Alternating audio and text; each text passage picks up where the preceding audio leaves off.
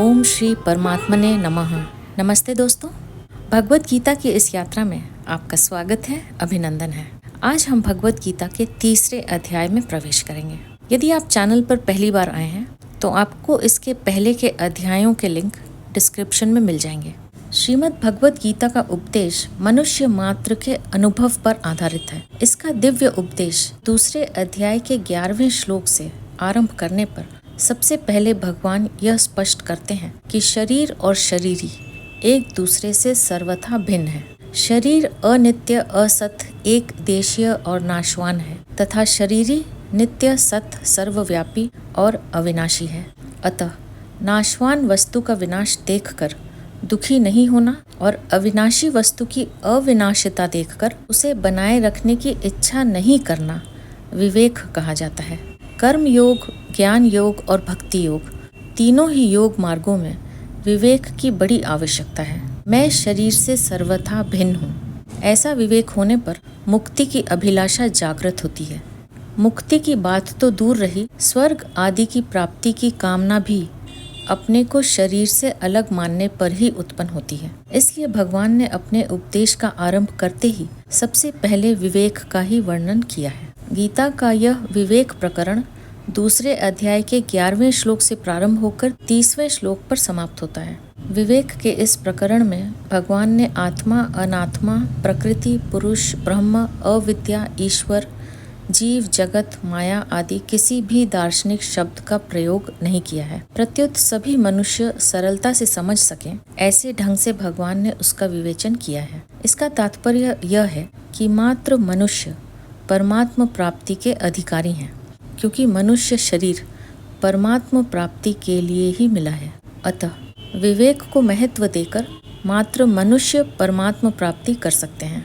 इस प्रकरण में भगवान ने बुद्धि शब्द का प्रयोग भी नहीं किया है। वास्तव में नित्य और अनित्य, सत और असत, अविनाशी और विनाशी, शरीरी और शरीर को अलग अलग समझने के लिए विवेक की ही आवश्यकता है, बुद्धि की नहीं। विवेक बुद्धि से परे है। जैसे प्रकृति और पुरुष अनादि हैं, गीता 13वें अध्याय का 19वां श्लोक, ऐसे ही उनकी भिन्नता को प्रकट करने वाला विवेक भी अनादि है। यही विवेक बुद्धि में प्रकट होता है। यह भगवत प्रदत्त विवेक मात्र प्राणियों को नित्य प्राप्त है। पशु पक्षी भी खाद्य अखाद्य पदार्थों की भिन्नता को जानते हैं। लता वृक्ष में भी सर्दी गर्मी, अनुकूलता प्रतिकूलता की भिन्नता का ज्ञान रहता है। बुद्धि प्रधान होने के कारण मनुष्य को यह विवेक विशेष रूप से प्राप्त है। पशु पक्षी आदि में तो जीवन निर्वाह मात्र के लिए जड़ पदार्थों का विवेक रहता है, पर मनुष्य अपने विवेक से सदा के लिए जन्म मरण रूप बंधन से मुक्त होकर शाश्वत शांति प्राप्त कर सकता है। यही मनुष्य के विवेक की विशेषता है। विवेक जागृत होने पर अर्थात शरीर और शरीरी की भिन्नता का अनुभव होने पर अपने कहलाने वाले शरीर, इंद्रियां, मन, बुद्धि सहित संसार का सर्वथा संबंध विच्छेद हो जाता है, जो कि वास्तव में है, और बुद्धि शुद्ध तथा सम हो जाती है, अर्थात बुद्धि का विषम भाव मिट जाता है। कर्म योग में बुद्धि के एक निश्चय की प्रधानता है। व्यवसायात्मिका बुद्धिर एकेह। मनुष्य का जब अपने कल्याण अथवा परमात्म प्राप्ति का ही एक निश्चय हो जाता है, तब उसे अनुकूलता और प्रतिकूलता बाधा नहीं पहुंचाती, और इस प्रकार बिना कुछ किए ही उसकी बुद्धि स्वतः सम होने लगती है। बुद्धि को सम करने के लिए तभी तक कहा जाता है जब तक बुद्धि में संसार का महत्व, आकर्षण और खिंचाव रहता है। एक निश्चयात्मिका बुद्धि हो जाने पर संसार का महत्व, आकर्षण, खिंचाव स्वतः मिटने लग जाता है। ऐसी निश्चयात्मिका बुद्धि होने में भोग और संग्रह की आसक्ति को महान बाधक बताया गया है। गीता दूसरे अध्याय का 44वां श्लोक। इस तरह कर्म योग में निश्चयात्मिका बुद्धि की अत्यंत आवश्यकता बताने के बाद भगवान अर्जुन को समभाव पूर्वक कर्तव्य कर्म करने के लिए विशेष रूप से कहते हैं। जैसे कर्मण्ये वाधिकारस्ते, दूसरे अध्याय का 47वां श्लोक, योगस्थः कुरु कर्माणि, दूसरे अध्याय का 48वां श्लोक, तेरा कर्म करने में ही अधिकार है, समता में स्थित हुआ तू कर्मों को कर। इसके साथ यह भी कहते हैं, दूरेण ह्यवरम कर्म बुद्धि योगात, दूसरे अध्याय का 39वां श्लोक, बुद्धि योग, समता से सकाम कर्म अत्यंत तुच्छ है। आगे कहते हैं बुद्धौ शरणमन्विच्छ, दूसरे अध्याय का 39वां श्लोक। बुद्धि युक्तो जहातीह उभे सुकृत दुष्कृते तस्माद् योगाय युज्यस्व योगक कर्मसु कौशलम, दूसरे अध्याय का 50वां श्लोक। तू सम बुद्धि का आश्रय ग्रहण कर। समता पूर्वक कर्म करने वाला मनुष्य पाप और पुण्य दोनों का यहाँ जीवित अवस्था में ही त्याग कर देता है। इसलिए तू समता की प्राप्ति के लिए ही प्रयत्न कर, क्योंकि समता ही कर्मों में चतुरता है। अर्जुन के मन में युद्ध न करने का आग्रह पहले से ही था। पहले अध्याय के 31वें श्लोक में अर्जुन कहते हैं, युद्ध में अपने कुल को मारकर मैं अपना हित नहीं देखता, न च श्रेयोनु पश्यामि हत्वा स्वजन माहवे। फिर 45वें श्लोक में कहते हैं, अहो शोक है कि हम लोग बुद्धिमान होकर भी युद्ध रूप महान पाप करने को तैयार हो गए हैं। अहो बत महत पापम कर्तुम व्यवस्थिता वयम। आगे दूसरे अध्याय के 5वें श्लोक में अर्जुन कहते हैं, मैं भिक्षा का अन्न खाना श्रेष्ठ समझता हूँ, पर युद्ध करना नहीं। श्रेयो भोक्तुम भैक्ष्यम पीह लोके। और 9वें श्लोक में तो भगवान की आज्ञा उत्तिष्ठ परंतप, दूसरे अध्याय के 3 श्लोक के विरुद्ध अपना निर्णय ही सुना देते हैं कि मैं युद्ध नहीं करूँगा। न योत्स्ये, गीता दूसरे अध्याय का 9वां श्लोक। यही नियम है कि अपना आग्रह रखने से श्रोता वक्ता की बातों का आशय अच्छी तरह से समझ नहीं सकता। यही कारण है कि अपना युद्ध न करने का आग्रह रखने से अर्जुन भी उपर्युक्त प्रकरण में भगवान के वचनों का आशय अच्छी तरह से नहीं समझ सके। अतः अर्जुन को भगवान के वचन मिले हुए से जान पड़ने लगे। इसलिए भगवान का अभिप्राय क्या है, वे मेरे कल्याण के लिए कौन सा साधन श्रेष्ठ समझते हैं, इसका खुलासा कराने के लिए अर्जुन आगे के 2 श्लोकों में भगवान से प्रश्न पूछते हैं। तो चलिए प्रारंभ करते हैं भगवत गीता का 3रा अध्याय। वसुदेव सुतं देवं कंस चाणूरमर्दनम देवकी परमानंदम कृष्णं वंदे जगद्गुरुम। अथ श्रीमद् भगवत गीता 3योऽध्यायः कर्मयोगः। अर्जुन उवाच ज्यायसि चेत् कर्मणस्ते मता बुद्धिर्जनार्दन तत्किं कर्मणि घोरे मां नियोजयसि केशव। व्यामिश्रेणेव वाक्येन बुद्धिं मोहयसीव मे तदेकं वद निश्चित्य येन श्रेयोऽहमाप्नुयाम्। जनार्दन, इस पद से अर्जुन मानो यह भाव प्रकट करते हैं कि हे कृष्ण, आप सभी की याचना पूरी करने वाले हैं, अतः मेरी याचना तो अवश्य ही पूरी करेंगे। ज्यायसि चेत कर्मणस्ते मता बुद्धिर्जनार्दन तत्किं कर्मणि घोरे मां नियोजयसि केशव। मनुष्य के अंतःकरण में एक कमजोरी रहती है कि वह प्रश्न करके उत्तर के रूप में भी वक्ता से अपनी बात अथवा अपने सिद्धांत का ही समर्थन चाहता है। इसे कमजोरी इसलिए कहा गया है कि वक्ता के निर्देश का, चाहे वह मनोकूल हो या सर्वथा प्रतिकूल, पालन करने का निश्चय ही शूरवीरता है। शेष सब कमजोरी या कायरता ही कही जाएगी। इस कमजोरी के कारण ही मनुष्य को प्रतिकूलता सहने में कठिनाई का अनुभव होता है। जब वह प्रतिकूलता को सह नहीं सकता, तब वह अच्छाई का चोला पहन लेता है, अर्थात तब भलाई के वेश में बुराई आती है।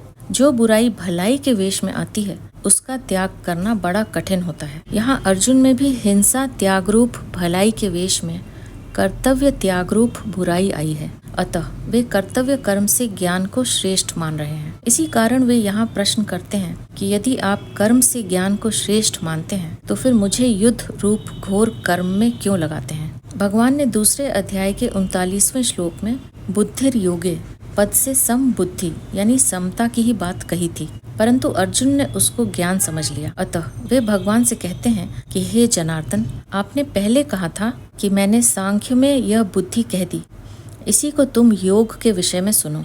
इस बुद्धि से युक्त हुआ तो कर्म बंधन को छोड़ दे, परंतु कर्म बंधन तभी छूटेगा जब ज्ञान होगा। आपने यह भी कह दिया कि बुद्धि योग अर्थात ज्ञान से कर्म अत्यंत निकृष्ट है। दूसरे अध्याय का 49वां श्लोक। अगर आपकी मान्यता में कर्म से ज्ञान श्रेष्ठ है, उत्तम है, तो फिर मुझे शास्त्र विहित यज्ञ, दान, तप आदि शुभ कर्मों में भी नहीं लगाना चाहिए, केवल ज्ञान में ही लगाना चाहिए। परंतु इसके विपरीत आप मुझे युद्ध जैसे अत्यंत क्रूर कर्म में, जिसमें दिन भर मनुष्यों की हत्या करनी पड़ेगी, क्यों लगा रहे हैं? पहले अर्जुन के मन में युद्ध करने का जोश आया हुआ था और उन्होंने उसी जोश में भरकर भगवान से कहा कि हे अच्युत, दोनों सेनाओं के बीच में मेरे रथ को खड़ा कर दीजिए, जिससे मैं यह देख लूं कि यहाँ मेरे साथ दो हाथ करने वाला कौन है। परंतु भगवान ने जब दोनों सेनाओं के बीच में भीष्म और द्रोण के सामने तथा राजाओं के सामने रथ खड़ा करके कहा, तू इन कुरुवंशियों को देख, तब अर्जुन का कौटुंबिक मोह जागृत हो गया। मोह जागृत होने से उनकी वृत्ति युद्ध से, कर्म से उपरत होकर ज्ञान की तरफ हो गई, क्योंकि ज्ञान में युद्ध जैसे घोर कर्म नहीं करने पड़ते। अतः अर्जुन कहते हैं कि आप मुझे घोर कर्म में क्यों लगाते हैं? यहाँ बुद्धि ही पद का अर्थ ज्ञान लिया गया है। अगर यहाँ बुद्धि ही पद का अर्थ सम बुद्धि यानी समता लिया जाए तो व्यामिश्र वचन सिद्ध नहीं होगा, कारण कि दूसरे अध्याय के 48वें श्लोक में भगवान ने अर्जुन को योग यानी समता में स्थित होकर कर्म करने की आज्ञा दी है। व्यामिश्र वचन तभी सिद्ध होगा जब अर्जुन की मान्यता में दो बातें हों, और तभी यह प्रश्न बनेगा कि अगर आपकी मान्यता में कर्म से ज्ञान श्रेष्ठ है तो फिर मुझे घोर कर्म में क्यों लगाते हैं? दूसरी बात, भगवान ने आगे अर्जुन के प्रश्न के उत्तर में दो निष्ठाएं कही हैं। ज्ञानियों की निष्ठा ज्ञान योग से और योगियों की निष्ठा कर्म योग से। इससे भी अर्जुन के प्रश्न में बुद्धि ही पद का अर्थ ज्ञान लेना युक्ति संगत बैठता है। कोई भी साधक श्रद्धा पूर्वक पूछने पर ही अपने प्रश्न का सही उत्तर प्राप्त कर सकता है। आक्षेप पूर्वक शंका करने से सही उत्तर प्राप्त कर पाना संभव नहीं है। अर्जुन की भगवान पर पूर्ण श्रद्धा है, अतः भगवान के कहने पर अर्जुन अपने कल्याण के लिए युद्ध जैसे घोर कर्म में भी प्रवृत्त हो सकते हैं। ऐसा भाव उपर्युक्त प्रश्न से प्रकट होता है। व्यामिश्रेणेव वाक्येन बुद्धि मोहयसीव में। इन पदों में अर्जुन का भाव है कि कभी तो आप कहते हैं कि कर्म करो, कुरु कर्माणि, दूसरे अध्याय का 48वां श्लोक, और कभी आप कहते हैं कि ज्ञान का आश्रय लो, बुद्धौ शरणमन विच्छः, दूसरे अध्याय का 49वां श्लोक। आपके इन मिले हुए वचनों से मेरी बुद्धि मोहित सी हो रही है, अर्थात मैं स्पष्ट नहीं समझ पा रहा हूँ कि मुझे कर्म करने चाहिए या ज्ञान की शरण लेनी चाहिए। यहाँ दो बार इव पद के प्रयोग से भगवान पर अर्जुन की श्रद्धा का द्योतन हो रहा है। श्रद्धा के कारण अर्जुन भगवान के वचनों को ठीक मान रहे हैं और यह भी समझ रहे हैं कि भगवान मेरी बुद्धि को मोहित नहीं कर रहे हैं, परंतु भगवान के वचनों को ठीक ठाक न समझने के कारण अर्जुन को भगवान के वचन मिले हुए से लग रहे हैं और उनको ऐसा दिख रहा है कि भगवान अपने वचनों से मेरी बुद्धि को मोहित सी कर रहे हैं। अगर भगवान अर्जुन की बुद्धि को मोहित करते तो फिर अर्जुन के मोह को दूर करता ही कौन? तदेकम वद निश्चित्य ये न श्रेयो हमाप्नुयाम। मेरा कल्याण कर्म करने से होगा या ज्ञान से होगा, इनमें से आप निश्चित करके मेरे लिए एक बात कहिए जिससे मेरा कल्याण हो जाए।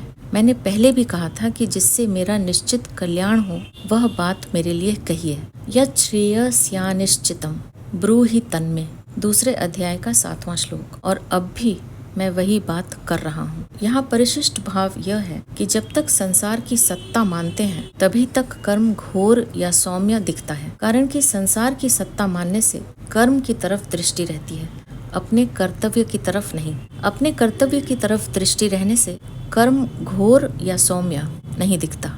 अब आगे के 3 यानी तीसरे, चौथे और 5वें श्लोकों में भगवान अर्जुन के व्यामी श्रेणेव वाक्येन मिले हुए से वचनों पदों का उत्तर देते हैं। श्री भगवान उवाच लोकेस्मिन् द्विविधा निष्ठा पुरा प्रोक्ता मया नघ ज्ञानयोगेन सांख्यानां कर्मयोगेन योगिनां।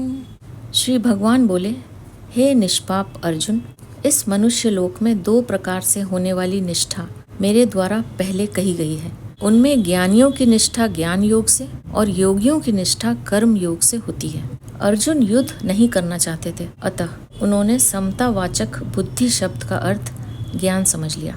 परंतु भगवान ने पहले बुद्धि और बुद्धि योग शब्द से समता का वर्णन किया था, दूसरे अध्याय का 39वां 49वां आदि श्लोक। अतः यहाँ भी भगवान ज्ञान योग और कर्म योग दोनों के द्वारा प्रापणीय समता का वर्णन कर रहे हैं। अनघ, अर्जुन के द्वारा अपने श्रेय यानी कल्याण की बात पूछी जानी ही उनकी निष्पापता है, क्योंकि अपने कल्याण की तीव्र इच्छा होने पर साधक के पाप नष्ट हो जाते हैं। लोकेस्मिन् द्विविधा निष्ठा पुरा प्रोक्ता मया। यहाँ लोके पद का अर्थ मनुष्य शरीर समझना चाहिए, क्योंकि दोनों प्रकार के साधनों को करने का अधिकार अथवा साधक बनने का अधिकार मनुष्य शरीर में ही है। निष्ठा अर्थात समभाव में स्थिति एक ही है, जिसे 2 प्रकार से प्राप्त किया जाता है, ज्ञान योग से और कर्म योग से। इन दोनों योगों का अलग अलग विभाग करने के लिए भगवान ने दूसरे अध्याय के 39वें श्लोक में कहा है कि इस सम बुद्धि को मैंने सांख्य योग के विषय में 11वें से 30वें श्लोक तक कह दिया है। अब इसे कर्म योग के विषय में 39वें से 53वें श्लोक तक सुनो। एषा ते विहिता सांख्ये बुद्धिर योगे त्विमाम शृणु। पुरा पद का अर्थ अनादि काल भी होता है और अभी से कुछ पहले भी होता है। यहाँ इस पद का अर्थ है अभी से कुछ पहले, अर्थात पिछला अध्याय जिस पर अर्जुन की शंका है। यद्यपि दोनों निष्ठाएं पिछले अध्याय में अलग अलग कही जा चुकी हैं, तथापि किसी भी निष्ठा में कर्म त्याग की बात नहीं कही गई है। मार्मिक बात यह है कि यहाँ भगवान ने दोनों निष्ठाएं बताई हैं, सांख्य निष्ठा यानी ज्ञान योग और योग निष्ठा यानी कर्म योग। जैसे लोक में 2 तरह की निष्ठाएं हैं, लोकेस्मिन् द्विविधा निष्ठा, ऐसे ही लोक में 2 तरह के पुरुष हैं। द्वाविमौ पुरुषौ लोके, गीता 15वें अध्याय का 16वां श्लोक। और वे हैं क्षर यानी नाशवान संसार और अक्षर यानी अविनाशी स्वरूप। क्षर की सिद्धि असिद्धि, प्राप्ति अप्राप्ति में सम रहना कर्मयोग है और क्षर से विमुख होकर अक्षर में स्थित होना ज्ञान योग है। परंतु क्षर और अक्षर दोनों से उत्तम पुरुष तो अन्य ही है, जो परमात्मा नाम से कहा जाता है। उत्तमः पुरुषस्त्वन्यः परमात्मेत्युदाह्यतः, 15वें अध्याय का 17वां श्लोक। वह परमात्मा क्षर से तो अतीत है और अक्षर से उत्तम है, अतः शास्त्र और वेद में वह पुरुषोत्तम नाम से प्रसिद्ध है।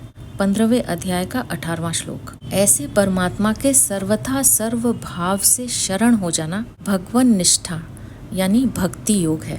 इसलिए क्षर की प्रधानता से कर्म योग, अक्षर की प्रधानता से ज्ञान योग और परमात्मा की प्रधानता से भक्ति योग चलता है। सांख्य निष्ठा और योग निष्ठा ये दोनों साधकों की अपनी निष्ठाएं हैं, परंतु भगवन निष्ठा साधकों की अपनी निष्ठा नहीं है। कारण कि सांख्य निष्ठा और योग निष्ठा में साधक को मैं हूँ और संसार है इसका अनुभव होता है। अतः ज्ञान योगी संसार से संबंध विच्छेद करके अपने स्वरूप में स्थित होता है और कर्म योगी संसार की वस्तु यानी शरीर आदि को संसार की ही सेवा में लगाकर संसार से संबंध विच्छेद करता है। परंतु भगवान निष्ठा में साधक को पहले भगवान है ऐसा अनुभव नहीं होता, उसका विश्वास होता है कि स्वरूप और संसार इन दोनों से भी विलक्षण कोई तत्व भगवान है। अतः वह श्रद्धा विश्वास पूर्वक भगवान को मानकर अपने आप को भगवान के समर्पित कर देता है। इसलिए सांख्य निष्ठा और योग निष्ठा में तो जानना विवेक मुख्य है और भगवान निष्ठा में मानना यानी श्रद्धा विश्वास मुख्य है। जानना और मानना दोनों में कोई फर्क नहीं है। जैसे जानना संदेह रहित यानी दृढ़ होता है, ऐसे ही मानना भी संदेह रहित होता है। मानी हुई बात में विचार की संभावना नहीं रहती। जैसे अमुक मेरी माँ है, यह केवल माना हुआ है, पर इस माने हुए में कभी संदेह नहीं होता, कभी जिज्ञासा नहीं होती, कभी विचार नहीं करना पड़ता। इसलिए गीता में भक्ति योग के प्रकरण में जहाँ जानने की बात आई है उसको मानने के अर्थ में ही लेना चाहिए। इसी तरह ज्ञान योग और कर्म योग के प्रकरण में जहाँ मानने की बात आई है उसको जानने के अर्थ में ही लेना चाहिए। सांख्य निष्ठा और योग निष्ठा तो साधन साध्य है और साधक पर निर्भर है, पर भगवान निष्ठा साधन साध्य नहीं है। भगवान निष्ठा में साधक भगवान और उनकी कृपा पर निर्भर रहता है। भगवान निष्ठा का वर्णन गीता में जगह जगह आया है। जैसे इसी अध्याय में पहले 2 निष्ठाओं का वर्णन करके फिर 30वें श्लोक में मयि सर्वाणि कर्माणि संन्यस्य पदों से भक्ति का वर्णन किया गया है। 5वें अध्याय में भी 2 निष्ठाओं का वर्णन करके 10वें श्लोक में ब्रह्मण याधाय कर्माणि और अंत में भोक्तारम यज्ञ तपासम आदि पदों से भक्ति का वर्णन किया गया है इत्यादि। ज्ञान योगेन सांख्यानाम प्रकृति से उत्पन्न संपूर्ण गुण ही गुणों में बरत रहे हैं। संपूर्ण क्रियाएं गुणों में, इंद्रियों में ही हो रही हैं। गीता 3 अध्याय का 28वां श्लोक। और मेरा इनसे कुछ भी संबंध नहीं है, ऐसा समझकर समस्त क्रियाओं में कर्तापन के अभिमान का सर्वथा त्याग कर देना ज्ञान योग है। गीतोपदेश के आरंभ में ही भगवान ने सांख्य योग यानी ज्ञान योग का वर्णन करते हुए नाशवान शरीर और अविनाशी शरीरी का विवेचन किया है, जिसे 2 अध्याय के 16वें श्लोक में असत और सत के नाम से भी कहा गया है। कर्म योगेन योगी नाम वर्ण आश्रम स्वभाव और परिस्थिति के अनुसार जो शास्त्र विहित कर्तव्य कर्म सामने आ जाएं, उसको उस कर्म तथा उसके फल में कामना ममता और आसक्ति का सर्वथा त्याग करके करना तथा कर्म की सिद्धि और असिद्धि में सम रहना कर्म योग है। भगवान ने कर्म योग का वर्णन 2 अध्याय के 47वें और 48वें श्लोक में मुख्य रूप से किया है। इसमें भी 47वें श्लोक में कर्म योग का सिद्धांत कहा गया है और 48वें श्लोक में कर्म योग को अनुष्ठान में लाने की विधि कही गई है। यहाँ परिशिष्ट भाव यह है कि कर्म योग और ज्ञान योग ये दोनों ही निष्ठाएं लोक में होने के कारण लौकिक हैं। लोकेस्मिन् द्विविधा निष्ठा। कर्म योग में क्षर यानी संसार की प्रधानता है और ज्ञान योग में अक्षर यानी जीवात्मा की प्रधानता है। क्षर और अक्षर भी लोक में ही हैं। द्वाविमौ पुरुषौ लोके क्षरश्चाक्षर एव च। गीता 15वें अध्याय का 16वां श्लोक। अतः कर्म योग और ज्ञान योग दोनों ही लौकिक निष्ठाएं हैं। जीव और जगत को मुख्यता देने से ही ये 2 निष्ठाएं हुई हैं। अगर जीव और जगत को मुख्यता न देकर केवल परमात्मा को ही मुख्यता दें तो 2 निष्ठाएं नहीं होंगी, प्रत्युत केवल अलौकिक भगवन निष्ठा यानी भक्ति होगी। लौकिक निष्ठा यानी कर्म योग और ज्ञान योग में साधक का अपना उद्योग मुख्य होता है, वह साधन में अपना पुरुषार्थ मानता है। परंतु जब साधक भगवान का आश्रय रखकर साधन करता है, अपना उद्योग मुख्य नहीं मानता, तब उसकी निष्ठा अलौकिक होती है। कारण कि भगवान का संबंध होने से सब अलौकिक हो जाता है। जब तक भगवान का संबंध नहीं होता तब तक सब लौकिक ही होता है। किसी को बुरा न समझें, किसी का बुरा न चाहें और किसी का बुरा न करें तो कर्म योग आरंभ हो जाता है। मेरा कुछ नहीं, मुझे कुछ नहीं चाहिए, मुझे अपने लिए कुछ नहीं करना है, इस सत्य को स्वीकार कर लें तो ज्ञान योग आरंभ हो जाता है। न कर्मणामनारम्भात् नैष्कर्म्यं पुरुषोऽश्नुते न च संन्यसनादेव सिद्धिं समधिगच्छति। मनुष्य न तो कर्म को आरंभ किए बिना निष्कर्मता का अनुभव करता है और न कर्मों के त्याग मात्र से सिद्धि को प्राप्त होता है। न कर्मणा मनारंभान नैष्कर्म्यम पुरुषोऽश्नुते। कर्म योग में कर्म करना अत्यंत आवश्यक है, कारण कि निष्काम भाव से कर्म करने पर ही कर्म योग की सिद्धि होती है। यह सिद्धि मनुष्य को कर्म किए बिना नहीं मिल सकती। मनुष्य के अंतःकरण में कर्म करने का जो वेग विद्यमान रहता है, उसे शांत करने के लिए कामना का त्याग करके कर्तव्य कर्म करना आवश्यक है। कामना रखकर कर्म करने पर वह वेग मिटता नहीं है, प्रत्युत बढ़ता है। नैष्कर्म्यम अश्नुते पदों का आशय है कि कर्म योग का आचरण करने वाला मनुष्य कर्मों को करते हुए ही निष्कर्मता को प्राप्त होता है। जिस स्थिति में मनुष्य के कर्म अकर्म हो जाते हैं, अर्थात बंधन कारक नहीं होते, उस स्थिति को निष्कर्मता कहते हैं। कामना से रहित होकर किए गए कर्मों में फल देने की शक्ति का उसी प्रकार सर्वथा अभाव हो जाता है, जिस प्रकार बीज को भुनने से या उबालने पर उसमें पुनः अंकुर देने की शक्ति सर्वथा नष्ट हो जाती है। अतः निष्काम मनुष्य के कर्मों में पुनः जन्म मरण के चक्र में घुमाने की शक्ति नहीं रहती। कामना का त्याग तभी हो सकता है जब सभी कर्म दूसरों की सेवा के लिए किए जाएं, अपने लिए नहीं। कारण कि कर्म मात्र का संबंध संसार से है और अपना यानी स्वरूप का संबंध परमात्मा से है। अपने साथ कर्म का संबंध है ही नहीं। इसलिए जब तक अपने लिए कर्म करेंगे तब तक कामना का त्याग नहीं होगा, और जब तक कामना का त्याग नहीं होगा तब तक निष्कर्मता की प्राप्ति नहीं होगी। सीधी सी बात है। न च संन्यसनादेव सिद्धिम समधि गच्छति। इस श्लोक के पूर्वार्ध में भगवान ने कर्म योग की दृष्टि से कहा कि कर्मों का आरंभ किए बिना कर्म योगी को निष्कर्मता की प्राप्ति नहीं होती। अब श्लोक के उत्तरार्ध में सांख्य योग की दृष्टि से कहते हैं कि केवल कर्मों का स्वरूप से त्याग कर देने से सांख्य योगी को सिद्धि अर्थात निष्कर्मता की प्राप्ति नहीं होती। सिद्धि की प्राप्ति के लिए उसे कर्तापन यानी अहमता का त्याग करना आवश्यक है। अतः सांख्य योगी के लिए कर्मों का स्वरूप से त्याग करना मुख्य नहीं है, प्रत्युत अहमता का त्याग ही मुख्य है। सांख्य योग में कर्म किए भी जा सकते हैं और किसी सीमा तक कर्मों का त्याग भी किया जा सकता है, परंतु कर्म योग में सिद्धि प्राप्ति के लिए कर्म करना आवश्यक है। गीता 6 अध्याय का 3 श्लोक। यहाँ मार्मिक बात यह है कि श्रीमद् भगवत गीता मनुष्य को व्यवहार में परमार्थ सिद्धि की कला सिखाती है। उसका आशय कर्तव्य कर्म कराने में है, छुड़ाने में नहीं।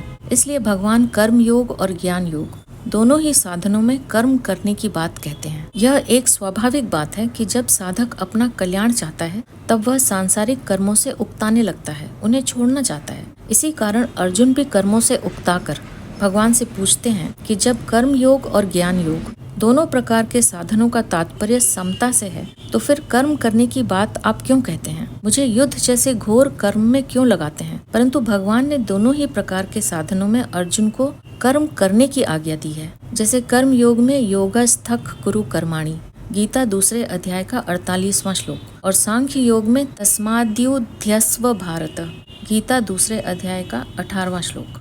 इससे सिद्ध होता है कि भगवान का अभिप्राय कर्मों को स्वरूप से छुड़ाने में नहीं, प्रत्युत कर्म कराने में है। हाँ, भगवान कर्मों में जो जहरीला अंश यानी कामना, ममता और आसक्ति है उसका त्याग करके ही कर्म करने की आज्ञा देते हैं। कर्मों का स्वरूप से त्याग करने की अपेक्षा साधक को उनसे अपना संबंध विच्छेद करना चाहिए। कर्म योगी निस्वार्थ भाव से कर्म करते हुए शरीर, इंद्रियां, मन, बुद्धि, पदार्थ आदि को संसार की वस्तु मानकर संसार की सेवा में लगाता है और कर्मों तथा पदार्थों के साथ अपना कोई संबंध नहीं मानता। गीता 5वें अध्याय का 11वां श्लोक। ज्ञान योग में सत्य असत के विवेक की प्रधानता रहती है। अतएव ज्ञान योगी ऐसा मानता है कि गुण ही गुणों में बरत रहे हैं, अर्थात शरीर, इंद्रियां, मन, बुद्धि आदि से ही कर्म हो रहे हैं। मेरा कर्मों से किंचित मात्र भी संबंध नहीं है। गीता 3 अध्याय का 28वां और 5वें अध्याय का 8वां 9वां श्लोक। प्रायः सभी साधकों के अनुभव की बात है कि कल्याण की उत्कट अभिलाषा जागृत होते ही कर्म, पदार्थ और व्यक्ति यानी परिवार से उनकी अरुचि होने लगती है, परंतु वास्तव में देह के साथ घनिष्ठ संबंध होने से यह आराम विश्राम की इच्छा ही है जो साधक की उन्नति में बाधक है। साधकों के मन में ऐसा भाव रहता है कि कर्म, पदार्थ और व्यक्ति का स्वरूप से त्याग करने पर ही हम परमार्थ मार्ग में आगे बढ़ सकते हैं, परंतु वास्तव में इनका स्वरूप से त्याग न करके इनमें आसक्ति का त्याग करना ही आवश्यक है। सांख्य योग में उत्कट वैराग्य के बिना आसक्ति का त्याग करना कठिन होता है, परंतु कर्म योग में वैराग्य की कमी होने पर भी केवल दूसरों के लिए कर्म करने से आसक्ति का त्याग सुगमता पूर्वक हो जाता है। गीता ने एकांत में रहकर साधन करने का भी आदर किया है, परंतु एकांत में सात्विक मनुष्य तो साधन भजन में अपना समय बिताता है, पर राजस मनुष्य संकल्प विकल्प में, तामस मनुष्य निद्रा, आलस्य, प्रमाद में अपना समय बिताता है, जो पतन करने वाला है। इसलिए साधक की रुचि तो एकांत की ही रहनी चाहिए, अर्थात सांसारिक कर्मों का त्याग करके पारमार्थिक कार्य करने में ही उसकी प्रवृत्ति रहनी चाहिए, परंतु कर्तव्य रूप से जो कर्म सामने आ जाए उसको वह तत्परता पूर्वक करे। उस कर्म में उसका राग नहीं होना चाहिए। राग न तो जन समुदाय में होना चाहिए और न अकर्मण्यता में ही। कहीं भी राग न रहने से साधक का बहुत जल्दी कल्याण हो जाता है। वास्तव में शरीर को एकांत में ले जाने को ही एकांत मान लेना भूल है, क्योंकि शरीर संसार का ही एक अंश है। अतः शरीर से संबंध विच्छेद होना अर्थात उसमें अहमता ममता न रहना ही वास्तविक एकांत है। यहाँ परिशिष्ट भाव यह है कि जो अपना है, अपने में है और अभी है, उस तत्व की प्राप्ति कुछ करने से नहीं होती, क्योंकि उसकी अप्राप्ति कभी होती ही नहीं। हम कुछ करेंगे तब प्राप्ति होगी। यह भाव देह अभिमान को पुष्ट करने वाला है। प्रत्येक क्रिया का आरंभ और अंत होता है, अतः क्रिया करने से उसकी प्राप्ति होगी जो विद्यमान नहीं है। परंतु प्रकृति के साथ संबंध होने के कारण प्रत्येक प्राणी में क्रिया का वेग रहता है, जो उसको क्रिया रहित नहीं होने देता। क्रिया का वेग शांत करने के लिए यह आवश्यक है कि जो नहीं करना चाहिए उसको न करें और जो करना चाहिए उसको निर्मम तथा निष्काम होकर करें, अर्थात अपने लिए कुछ न करें, प्रत्युत केवल दूसरे के हित के लिए ही करें। अपने लिए करने से क्रिया का वेग कभी समाप्त नहीं होता, क्योंकि अपना स्वरूप नित्य है और कर्म अनित्य है। अतः निष्काम भाव से दूसरों के हित के लिए कर्म करने से क्रिया का वेग शांत होकर प्रकृति से संबंध विच्छेद हो जाएगा और सब देश काल आदि में विद्यमान परमात्म तत्व प्रकट हो जाएगा, उसका अनुभव हो जाएगा।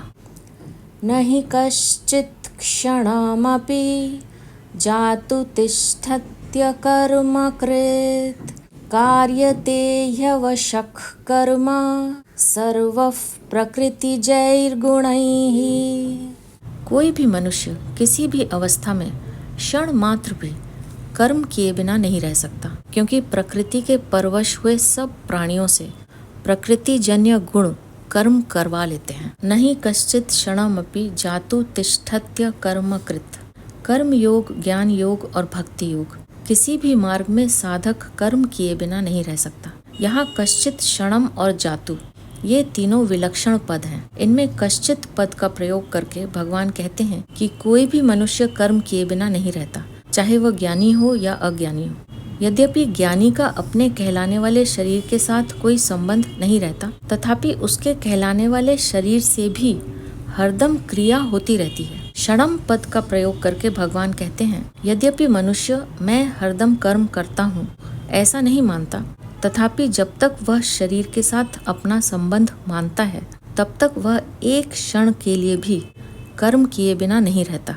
जातु पद का प्रयोग करके भगवान यह कहते हैं कि जागृत, स्वप्न, सुषुप्ति, मूर्छा आदि किसी भी अवस्था में मनुष्य कर्म किए बिना नहीं रह सकता। इसका कारण भगवान इसी श्लोक के उत्तरार्ध में अवशः पद से बताते हैं कि प्रकृति के परवश होने के कारण उसे कर्म करने ही पड़ते हैं। प्रकृति निरंतर परिवर्तनशील है। साधक को अपने लिए कुछ नहीं करना चाहिए। जो विहित कर्म सामने आ जाएं, उसे केवल दूसरों के हित की दृष्टि से करना चाहिए। परमात्म प्राप्ति का उद्देश्य होने से साधक निषिद्ध कर्म तो कर ही नहीं सकता। बहुत से मनुष्य केवल स्थूल शरीर की क्रियाओं को कर्म मानते हैं, पर गीता मन की क्रियाओं को भी कर्म मानती है। गीता ने शारीरिक, वाचिक और मानसिक रूप से की गई मात्र क्रियाओं को कर्म माना है। शरीर वांग मनोभिर्यत कर्म प्रारभते नरः।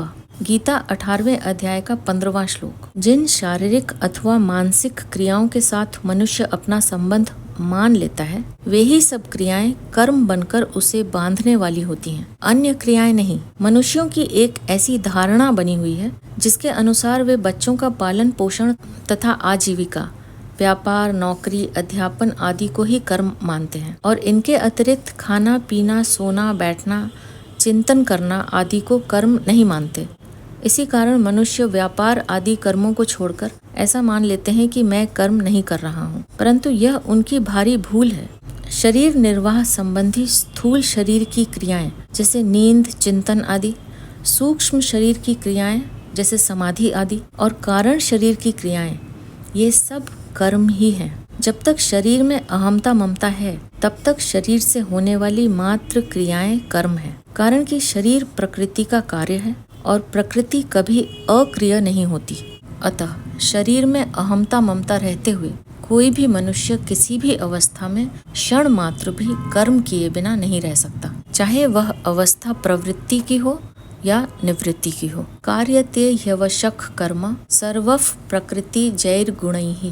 प्रकृति जन्य गुण यानी प्रकृति के गुण परवश हुए प्राणियों से कर्म कराते हैं। परवश होने पर प्रकृति के गुणों द्वारा कर्म कराए जाते हैं, क्योंकि प्रकृति एवं उसके गुण निरंतर क्रियाशील हैं। गीता तीसरे अध्याय का 27वां और 13वें अध्याय का 29वां श्लोक।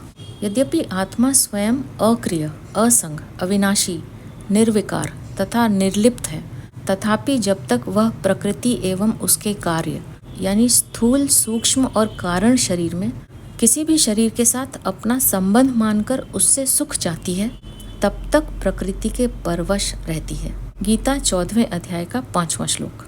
इसी परवशता को यहाँ अवशः पद से कहा गया है।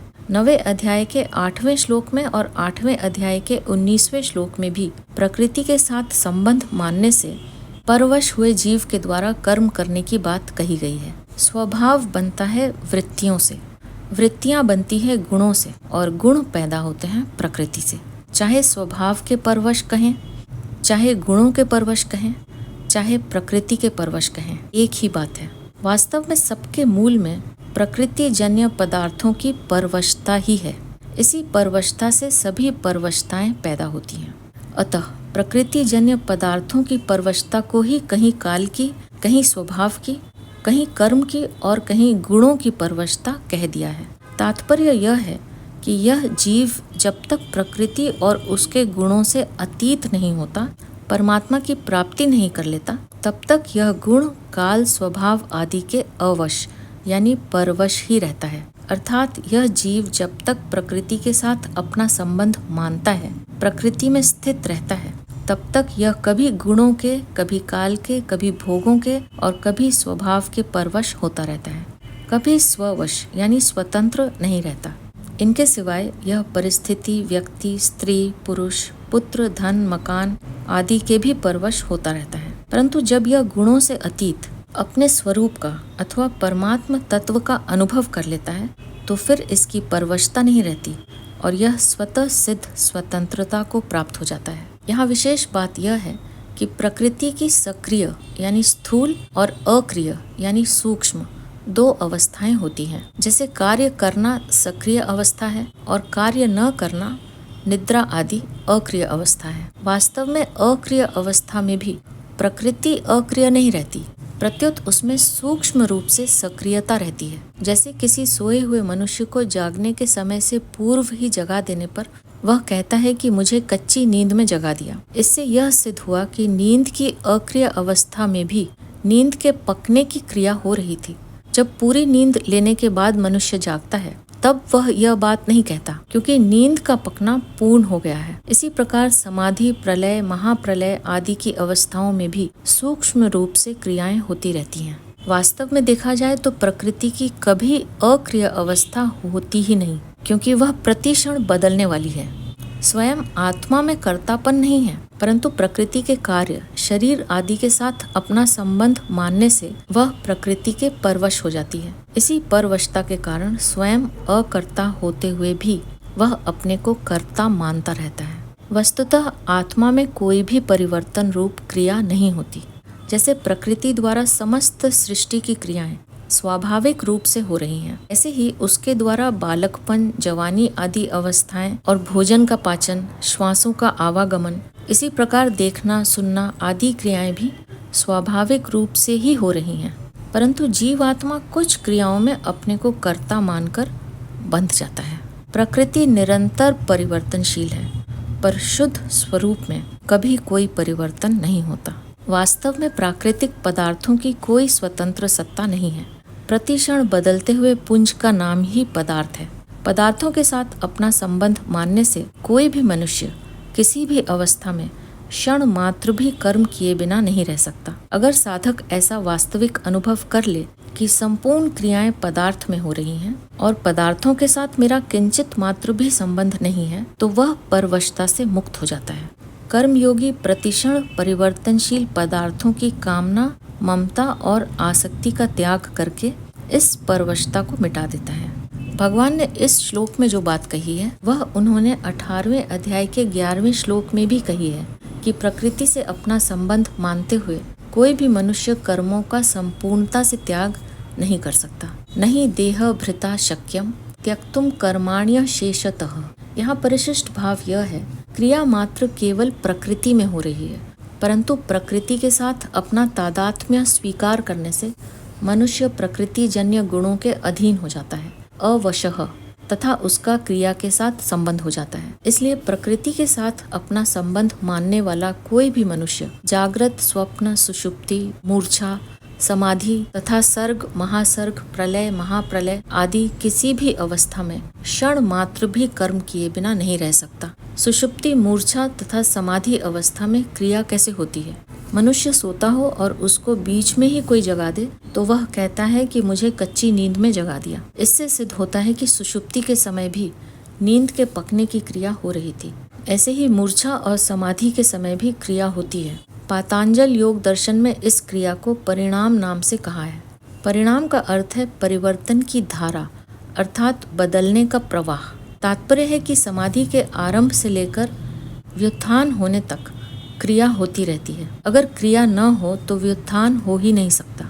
समाधि के समय परिणाम होता है और समाधि के अंत में व्युत्थान होता है। प्रकृति की संपूर्ण अवस्थाओं से अतीत है सहज अवस्था अथवा सहज समाधि। सहज अवस्था स्वरूप की होती है, जिसमें किंचित मात्र भी कोई क्रिया नहीं है, क्रिया होनी संभव ही नहीं है। अतः सहज अवस्था में परिणाम तथा व्युत्थान कभी होता ही नहीं, कारण कि क्रियाएं प्रकृति विभाग में हैं, स्वरूप विभाग में नहीं। कार्यते ह्यवशक कर्म, कर्म करने में तो हम परतंत्र हैं, पर उनमें राग द्वेष करने में अथवा न करने में हम स्वतंत्र हैं। श्लोक में कहा गया है कि कोई भी मनुष्य किसी भी अवस्था में क्षण मात्र भी कर्म किए बिना नहीं रह सकता। इस पर यह शंका हो सकती है कि मनुष्य इंद्रियों की क्रियाओं को हठ पूर्वक रोक कर भी तो अपने को अक्रिय मान सकता है। इसका समाधान करने के लिए भगवान आगे का श्लोक कहते हैं, जिसे लेकर हम अपनी अगली प्रस्तुति में फिर उपस्थित होंगे। अब मैं आपसे आज्ञा लूंगी। आप अपना ध्यान रखिए, हमेशा खुश रहिए, मुस्कुराते रहिए। आपका बहुत बहुत धन्यवाद। ओम श्री परमात्मने नमः।